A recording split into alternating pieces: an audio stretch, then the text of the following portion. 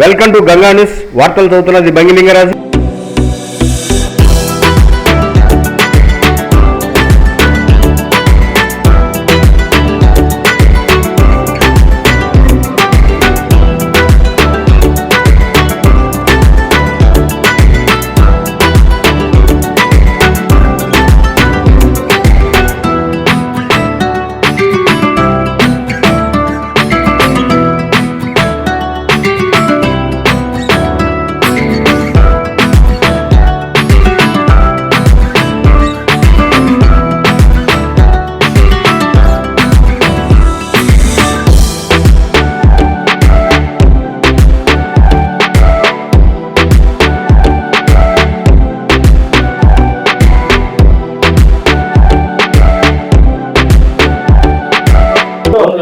First year మరియు second year inter ఫలితాల్లో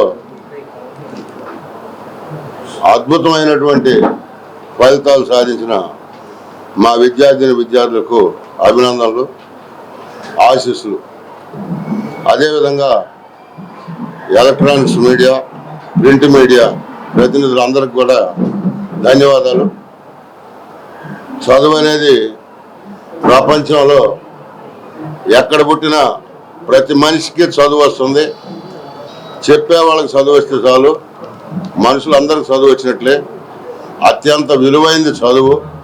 చదువు ఒక్కటే సర్వస్వం. చదువు ఉంటే ఏమైనా చేయొచ్చు.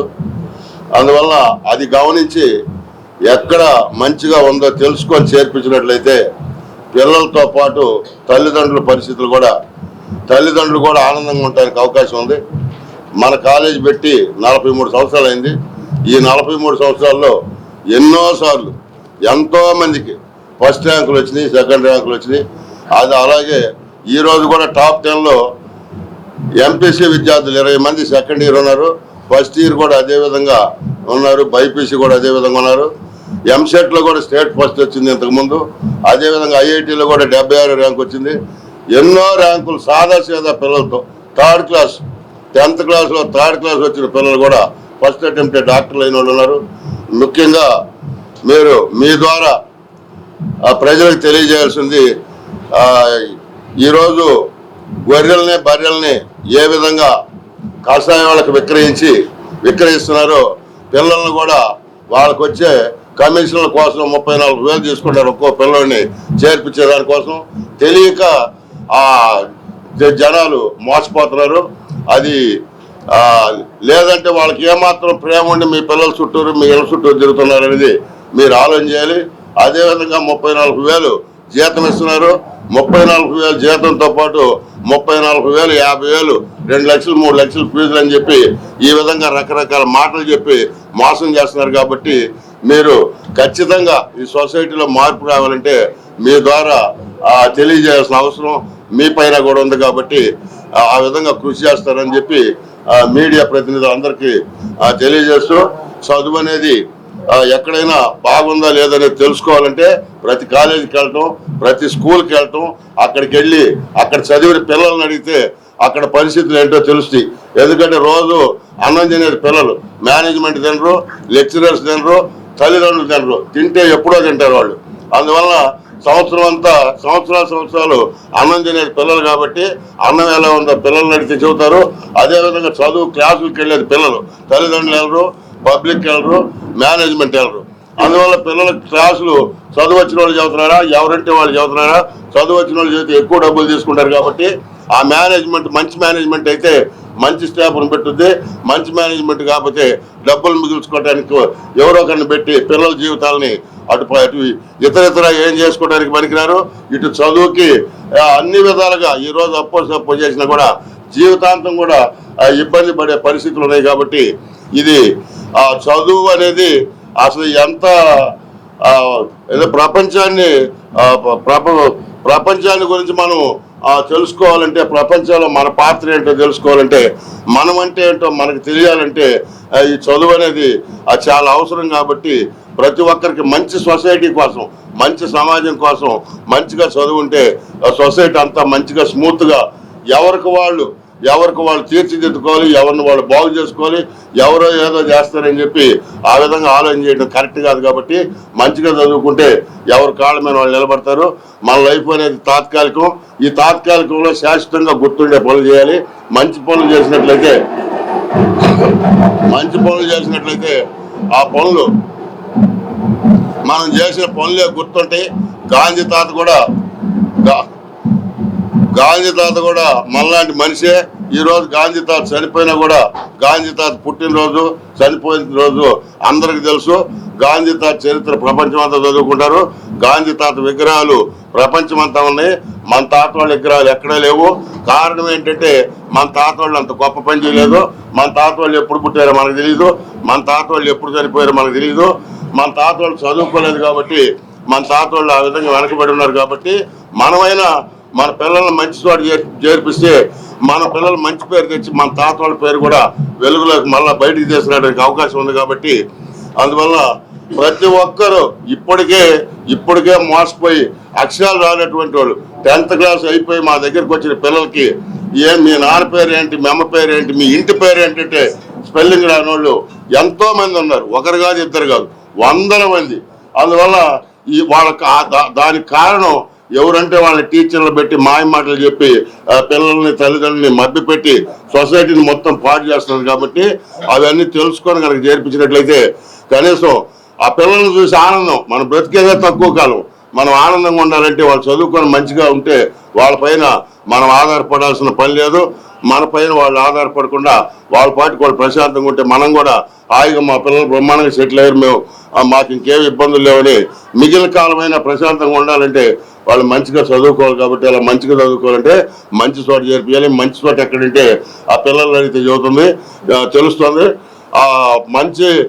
మంచి అనే దానికి మేనేజ్మెంట్ మంచి వాళ్ళు అయితే వాళ్ళ ఆలోచనలు అక్కడ ఉంటాయి.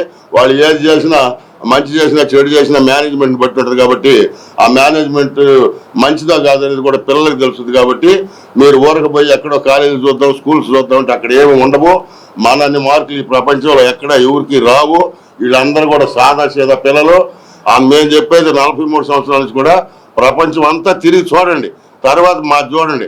ఆ ప్రపంచంలో అన్నిటికన్నా బాగుంటేనే ఇక్కడ చేర్చండి, లేకపోతే చేర్చాల్సిన పని లేదని 43 సంవత్సరాల నుంచి చెబుతున్నప్పటికి కూడా అది అంతా కూడా బోడిలో వచ్చిన పన్నీరు తప్పక ఉపయోగం లేదు. ఈ డబ్బులు ఉన్న వాళ్ళందరూ తీసుకెళ్లి లక్షలు ఎక్కువ ఉంటే అక్కడ బాగుంటుందని చెప్పి చేర్పిస్తున్నారు. వాళ్ళు చివరికి డబ్బులు పోతున్నాయి.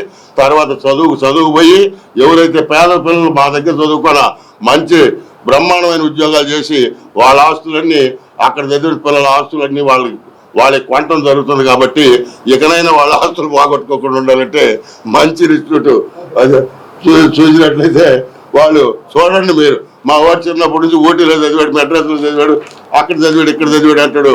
వాడు పొట్టాడు పిల్లలాగా దేనికి పనికిరాడు. ఎవరు చూసినా ఇక్కడే మన నెల చుట్టూ తిరుగుతుంటారు. కాబట్టి మంచి విద్యార్థులుగా తయారవ్వాలంటే మంచి ఇన్స్టిట్యూట్. ఇక్కడ దీనికి ఏం తంత్రాలు లేవు. ఒక మంచి టీచర్ గారు నా చదువు వస్తే మీకు చదువు వచ్చినట్టే, చదువు వచ్చిన వాళ్ళు ఎక్కువ అడుగుతారు. అందువల్ల అలాంటి ఎక్కువ మనతోటి ఏం డబ్బులు రావు. మనం పుట్టినప్పుడు మనతోటి ఏం రావు, పోయేటప్పుడు మనకేం రావు. కాబట్టి కనీసం సొసైటీలో మనం పుట్టినందుకు ఏదో కొంత మేలు చేయాలి అనే ఆలోచన ఎవరంతటికి వాళ్ళకు ఉంటే తప్పక వేరే మార్గాలు లేవని చెప్పి మీ అందరికీ మరీ ధన్యవాదాలు తెలియజేసుకుంటూ సెలవు తీసుకున్నాను. Thankful to Shri Pratibha college and my parents. నాకు 990 మార్క్స్ రావడానికి కారణం అంటే మా టీచర్స్ కావచ్చు, నేను చదివిన చదువు కావచ్చు, ప్రతి ఒక్కటి రీజన్ వచ్చింది. మనం ఎక్కడ చదివామన్నది ఇంపార్టెంట్. మనం చదువుకోవాలన్నా కానీ మంచి స్టాఫ్ ఉండాలి కదా. వాళ్ళకి చెప్పేవాళ్ళు బాగుంటే వినేవాళ్ళు, రాసుకునే వాళ్ళు. నేను 10th బసరెట్టిపాలెం హై స్కూల్లో చదివాను. నాకు 10th 549 మార్క్స్ వచ్చాయి. 549 అంటే 91% వచ్చింది.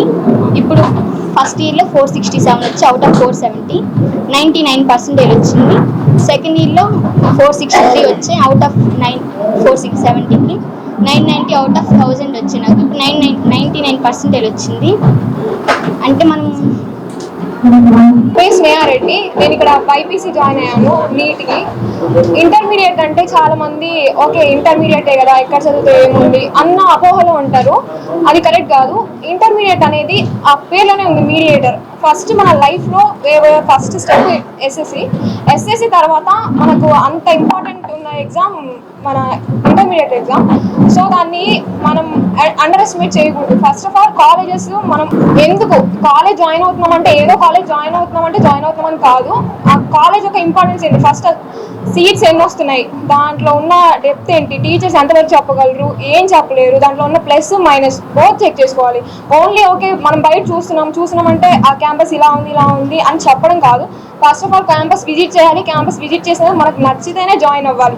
వాడు ఏదో ఫీజు గురించి చెప్పాడు, ఫీజు స్ట్రక్చర్ గురించి ఎవడో వచ్చి ఒకటి చెప్తాడు, వాడి పిల్లల్ని వాడు అక్కడ జాయిన్ చేయడు. ఫస్ట్ ఆఫ్ ఆల్ మనకి ఎవరు వచ్చి చెప్తున్నారో ఆ పిల్లలు అక్కడ జాయిన్ అవ్వరు. మీరు నమ్మొద్దు. ఫస్ట్ ఆఫ్ ఆల్ పిల్లలు వాళ్ళు కనుక్కోవాలి. ఎలా గ్రౌండ్ లెవెల్లో మనం కనుక్కోవాలి పిల్లలు చదువుతున్నారా లేదా, స్టాఫ్ ఎంతవరకు చూసుకున్నారు. మేనేజ్మెంట్ సపోర్ట్ లేనిది ఏది జరగదు. నేను అది కన్ఫర్మ్గా చెప్పగలను. ఒక స్టూడెంట్ ఎవరైనా కానీ సక్సెస్ సాధిస్తున్నారంటే అదొక టీచర్ వల్ల కావచ్చు, మేనేజ్మెంట్ వల్ల కావచ్చు. వాళ్ళ సపోర్ట్ లేనిది అయితే జరగదు. నాకు మార్క్స్ రావడానికి 98% వచ్చిందంటే కారణం ఖచ్చితంగా నేను చెప్పగలను మేనేజ్మెంట్ సపోర్ట్ ఉంది. Thanks for Shri Pratibha.